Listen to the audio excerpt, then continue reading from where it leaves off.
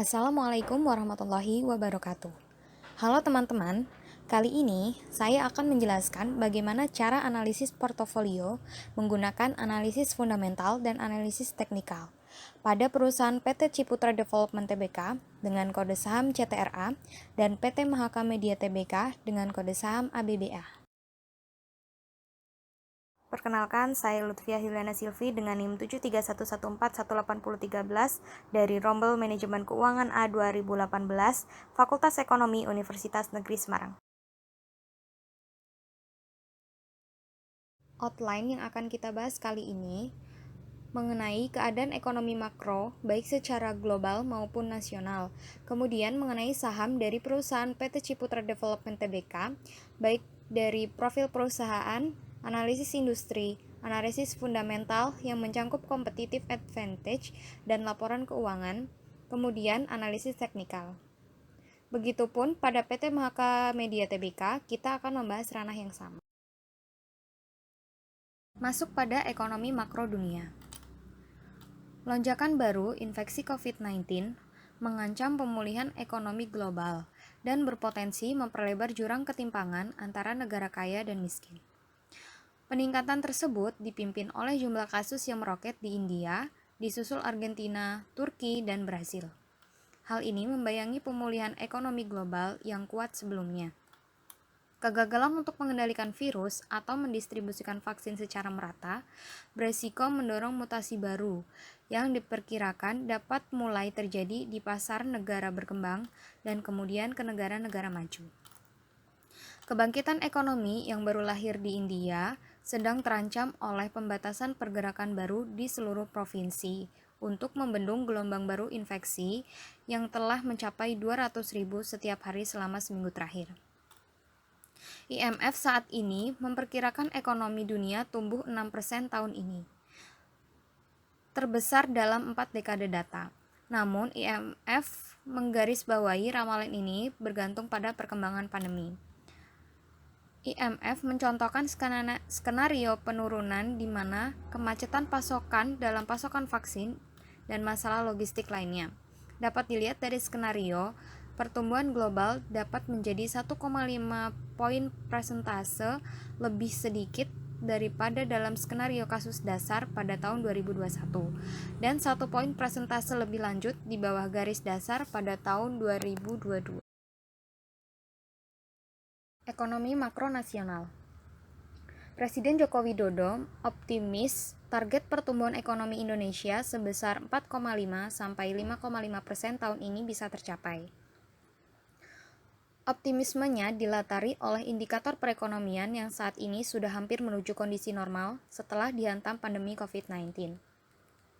Bapak Jokowi mengatakan saat ini aktivitas manufaktur mulai bergerak, ditandai dengan Purchasing Managers Index yang berada di angka 53,2 atau naik dari 51. Selain itu, konsumsi listrik juga meningkat 3,3%. Impor barang modal pada Maret 2021 juga tumbuh 33,7% yang dimaknai sebagai aktivitas produksi mulai bergerak. Begitupun indeks keyakinan konsumsi yang meningkat dari 84,9 menjadi 93. Presiden Jokowi menargetkan ekonomi kuartal 2 bisa tumbuh paling tidak 7%. Dalam kesempatan tersebut, ia juga menginstruksikan pemerintah daerah untuk membelanjakan anggaran demi memacu pertumbuhan ekonomi. Kemudian, Indonesia sempat mengalami inflasi sebesar 1,42% secara tahunan pada April 2021. Angka ini naik dari bulan sebelumnya yang sebesar 1,37%, tetapi masih lebih rendah dari April 2020 yang sebesar 2,67%. Secara tahunan, seluruh kelompok pengeluaran mengalami inflasi pada April 2021. Masuk pada perusahaan pertama yaitu PT Ciputra Development Tbk. PT Ciputra Development Tbk merupakan perusahaan yang bergerak dalam bidang pengembangan dan manajemen properti hunian. PT Ciputra Development Tbk mengembangkan dan mengoperasikan 33 properti perumahan, pusat perbelanjaan, hotel, apartemen, pergudangan kompleks, dan lapangan golf di 20 kota besar di seluruh Indonesia. Pada tanggal 18 Februari 1994, PT Ciputra Development Tbk memperoleh pernyataan efektif dari Bapepam LK untuk melakukan penawaran umum perdana saham CTRA secara IPO kepada masyarakat sebanyak 50 juta dengan nilai nominal Rp1.000 per saham dengan harga penawaran Rp5.200 per saham. Dan berikut merupakan bukti kepemilikan saham PT Ciputra Development milik saya. Analisis industri. PT Ciputra Development Tbk menunjukkan kinerja yang solid, meskipun di tengah tantangan pandemi COVID-19 dengan laba bersih sebesar 1,3 triliun di 2020, naik 14% dibandingkan tahun sebelumnya. Pencapaian ini setara dengan laba bersih per lembar saham sebesar Rp71.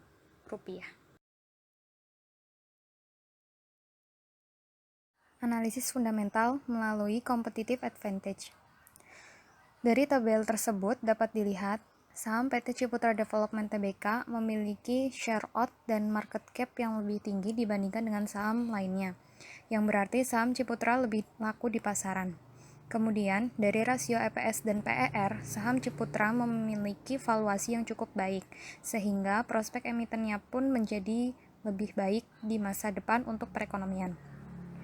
ROA dan ROE dari saham Ciputra lebih unggul nilainya dibandingkan saham lainnya. Hal ini mengindikasikan bahwa kinerja emiten Ciputra lebih baik. Dalam rasio DER, memiliki rasio yang lebih kecil. Hal ini berarti tingkat hutang yang dimiliki Ciputra lebih rendah dibanding saham lainnya. Kemudian analisis laporan keuangan. Yang pertama ada earning per share ratio atau EPS. Dari PT Ciputra Development Tbk dapat dikatakan perusahaan tersebut kurang baik karena laba perusahaan terus menurun dari 2018 hingga 2020, yaitu dari awalnya pada tahun 2018 sebesar 35,41 yang artinya saham tersebut menghasilkan laba sebesar Rp35,41 setiap lembar sahamnya. Kemudian turun menjadi Rp24,92 per lembar saham di tahun 2019 dan mengalami penurunan kembali di tahun 2020 menjadi Rp13,37 per lembar saham. Kemudian di tahun 2021, saham PT Ciputra Development Tbk mengalami peningkatan sebesar 17,72.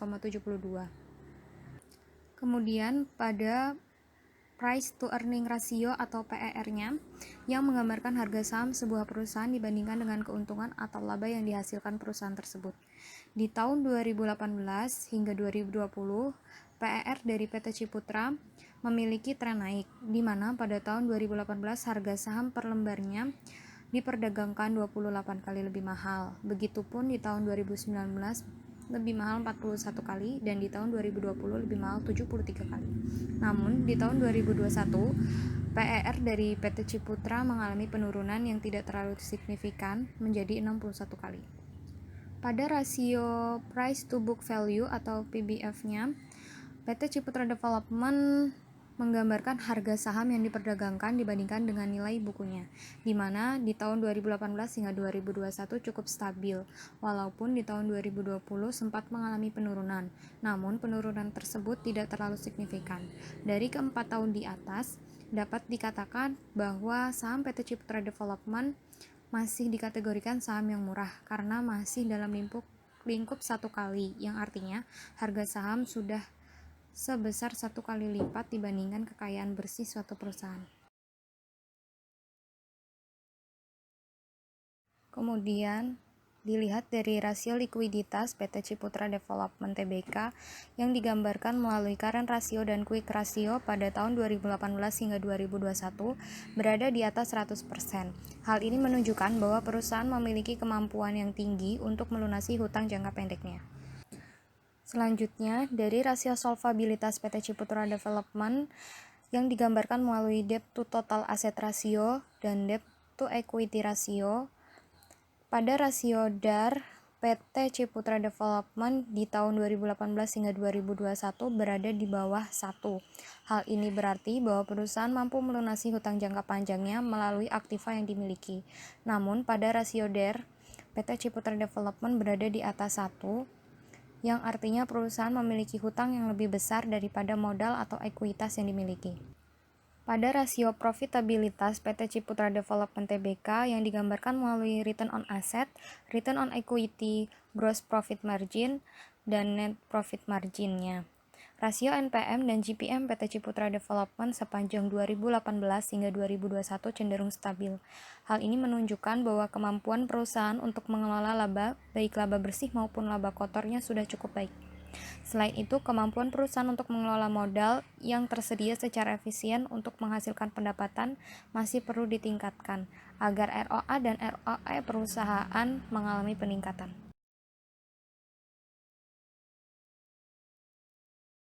Berdasarkan analisis teknikal tersebut, jika dilihat dari indikator moving average, PT Ciputra Development Tbk pada bulan Mei memberikan signal sell atau jual, di mana ditandai dengan MA20 yaitu garis berwarna ungu berada di atas MA5 garis berwarna orange. Pada indikator selanjutnya yaitu stochastic, PT Ciputra Development Tbk di bulan Mei hingga Juni berada di area oversold atau jenuh jual karena kedua garis masih berada di antara nilai 0 hingga 20. Begitupun dengan indikator RSI yang juga berada di area oversold yang menandakan untuk dibeli dan kemungkinan berpeluang untuk naik.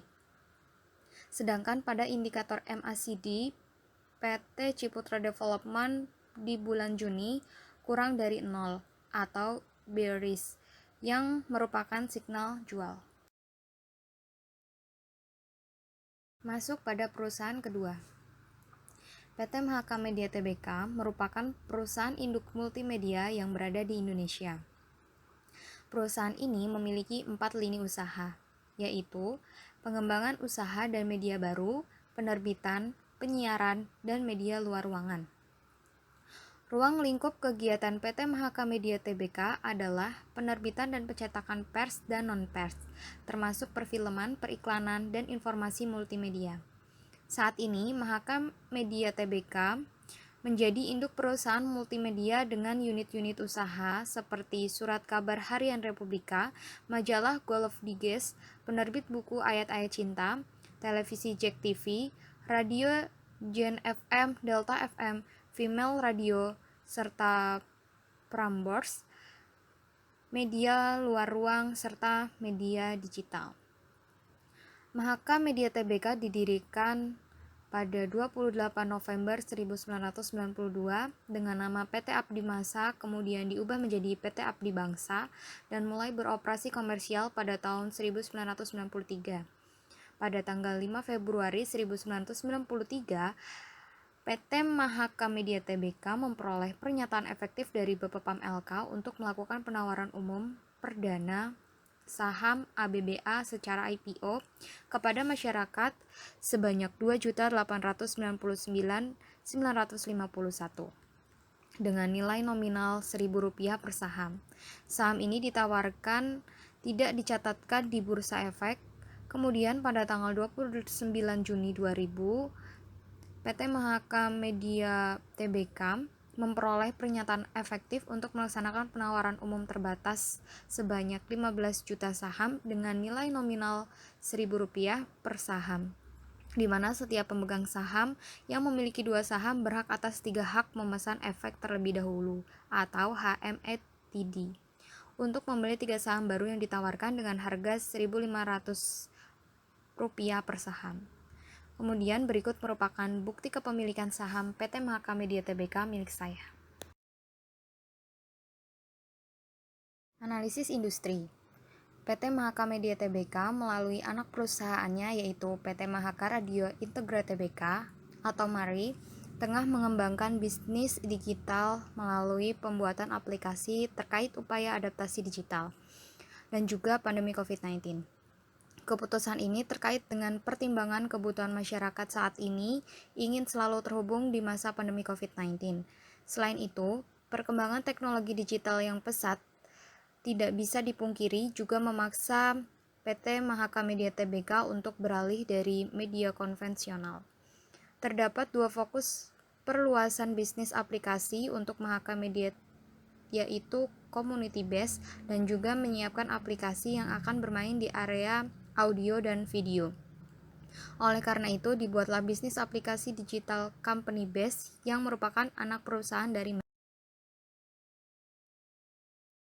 Kemudian analisis fundamental melalui competitive advantage. Dari tabel tersebut dapat dilihat saham PT Mahaka Media Tbk memiliki market cap yang lebih tinggi dibandingkan dengan saham lainnya, yang berarti saham media lebih laku di pasaran. Kemudian dari rasio EPS dan PER, saham Mahaka memiliki valuasi yang kurang baik, sehingga prospek emitennya pun kurang baik di masa depan untuk perekonomian. ROE dari saham Mahaka lebih unggul nilainya dibandingkan saham lainnya. Hal ini mengindikasikan bahwa kinerja emiten Mahaka lebih baik, walaupun ROA-nya lebih besar saham film. Dalam rasio DER memiliki rasio yang lebih kecil. Hal ini berarti tingkat hutang yang dimiliki Mahaka lebih rendah dibandingkan dengan saham lainnya. Analisis laporan keuangan. Berdasarkan grafik rasio earning per share atau EPS dari PT Mahaka Media Tbk dapat dikatakan buruk karena laba perusahaan terus menurun bahkan berada pada nilai negatif, di mana di tahun 2018 sebesar negatif 6,08 yang artinya saham tersebut menghasilkan laba sebesar negatif 6,08 rupiah.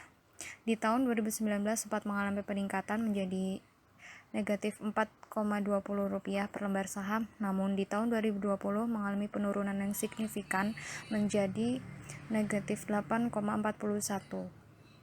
Selanjutnya, grafik rasio price to earning ratio atau PER memiliki nilai di bawah 5 kali. Hal ini berarti saham PT Mahaka Media Tbk baik untuk diinvestasikan, di mana pada tahun 2018 harga saham per lembar diperdagangkan 15 kali lebih murah. Begitupun di tahun 2019 yang mengalami penurunan kembali. Dan di tahun 2020 mengalami peningkatan yang cukup signifikan sehingga harga saham per lembarnya diperdagangkan 9 kali. Selanjutnya, rasio price to book value atau PBV dari PT Mahaka Media Tbk. Di tahun 2018 dan 2020 sudah cukup stabil. Walaupun di tahun 2019 sempat mengalami peningkatan, namun tidak terlalu signifikan.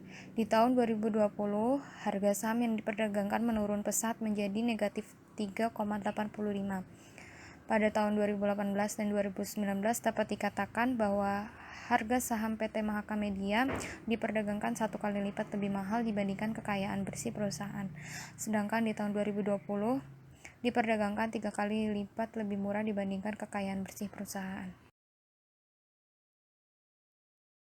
Kemudian, grafik dari rasio likuiditas PT Mahaka Media Tbk yang digambarkan melalui current ratio dan quick ratio.